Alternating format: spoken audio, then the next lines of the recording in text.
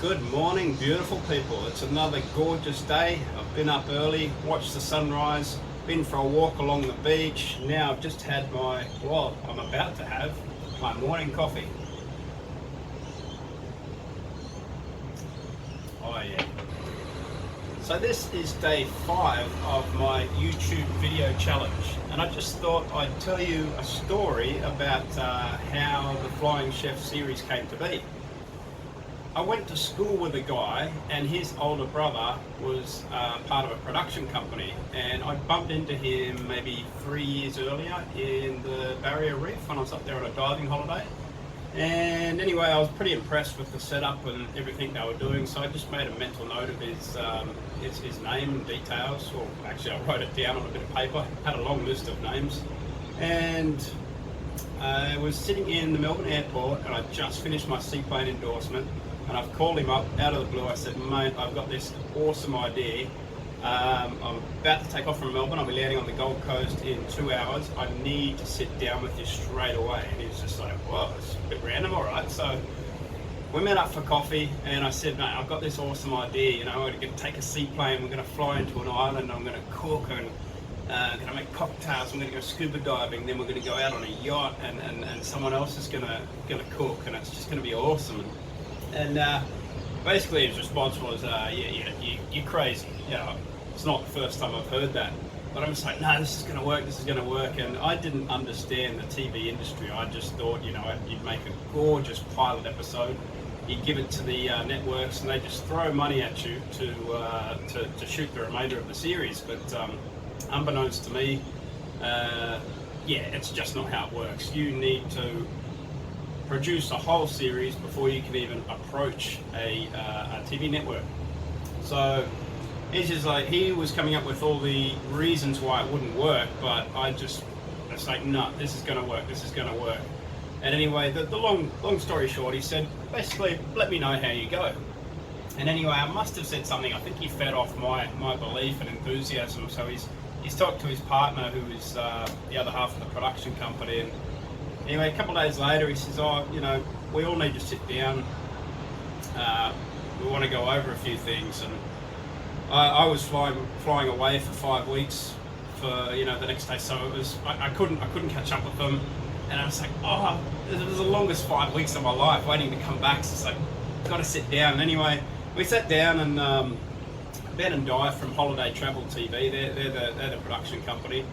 And I've spilled everything. I said, this is what I want to do, blah, blah, blah, blah, blah. And they have a lot more experience than I had, none. And basically they said, that won't work. This looks good. So of everything that I had going on up here, I got to keep the skeleton, which was 2 cooking segments, a cocktail segment, scuba diving, and a lifestyle. And so I proceeded to approach the Whitsunday Islands, because that's where I wanted to shoot the first season in Australia. So after lots of negotiating, I had no idea what I'm doing. I had this little script written out, and I was really nervous. I was ringing the managers of these resorts, and I'm like, hi, I'm the Flying Chef.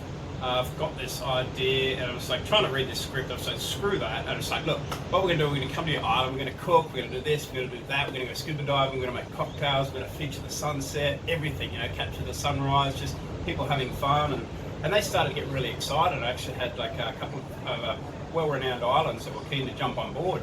So the dates were lined up, and then I had to fly away again for 5 weeks. And during that period, Cyclone Debbie came through and just flattened the Whitsundays. So I'm watching this on a TV set on the other side of the world, and I'm just like, oh shit, what happens now? There goes my TV series. So I came back, and I spent the next 5 weeks trying to find and replace these islands. They weren't allowing filming up in the Whitsundays, and I was just so much rejection, so much no, it's just not going to happen. And season 2 was always planned for Indonesia, because I had a lot of dive friends in that industry that have their own resorts over there. And towards the end of my hitch, my 5 weeks off, one of my mates that has one of these dive resorts contacts me and said, "How's everything going?" I said, "Oh mate, you wouldn't believe it. Like, I'm having so much rejection, nothing's going my way. I should just skip straight to season 2." And he goes, "Well, why don't you?" And I said, "Well, why don't I?" So I flicked in the email of everything that we wanted to do, and straight away he came back. He said yes. So I flicked that on to some of the other dive resorts that the friends that I know that have them, and they all said, "Yeah, come over." So I'm like, "Oh shit." So I rang the producer. I said, "Look, we're going to Indonesia in 5 weeks." And unbeknownst to me, see, I'm very action orientated. So if I get an idea in my head, I'll lock on, boom, that's what we're going to do. We're going to make it happen. And I didn't know that it takes up to 3 months to organise media visas and all of that sort of thing. So